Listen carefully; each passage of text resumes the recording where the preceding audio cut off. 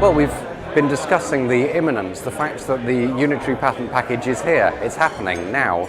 And for the last years we've discussed it, we've talked about it at length, but it's always been coming up tomorrow. Now it might be happening this year, it might be happening early next year, and it really is something we now need to focus on. Well, I think everyone's still unsure of the advantages and the disadvantages of using UPC route. And for me, the most interesting thing is how people are coming to conclusions on that issue.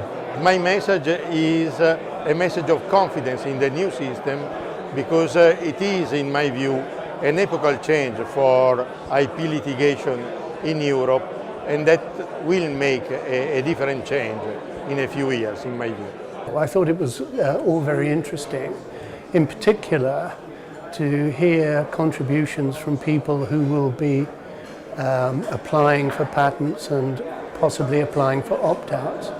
The mood seems now to be quite definitely to support the court system. In other words, many people will be applying for unitary patents and relatively few applications will be made to opt out, and that indicates to me continuing and growing support for the system, which pleases me.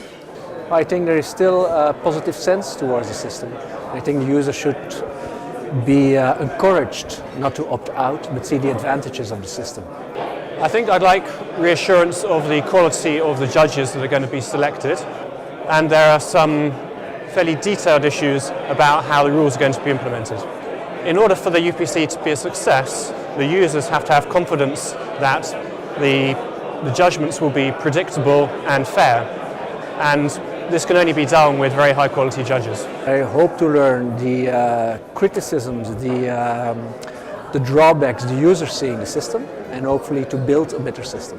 I'm going to the round table where there will be the forum shopping, and I'm intrigued to find all the loopholes and stuff the lawyers have already found, whereby they can go to different divisions and flip and swap and so on and so forth. The speech I am giving concerns rules of procedure. It concerns fees, all of which is very boring, but it also concerns the training of judges.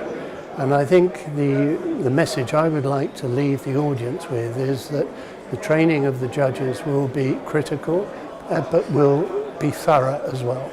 Well, I would like to see the different views of the different players, and of course learn about the updates of what is going on. But the most interesting to me is the views of the various players. I hope the most important thing they take away is the imminence, the fact that we need to act, and we need, as an industry and as a profession, we need to be moving now. It's not enough to talk anymore, we've got to start taking steps. I think it's always incredibly fruitful of having people from different backgrounds, different educational backgrounds.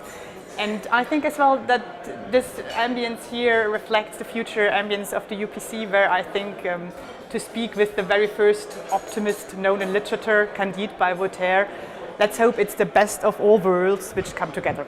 I think a conference next year would be a good idea. There will not be any case law at the beginning of the year, because that takes a bit of time, but then we know exactly what all the rules are, and we also know which judges have been appointed. So there will be a lot more information on how the court actually works, let's say around March next year.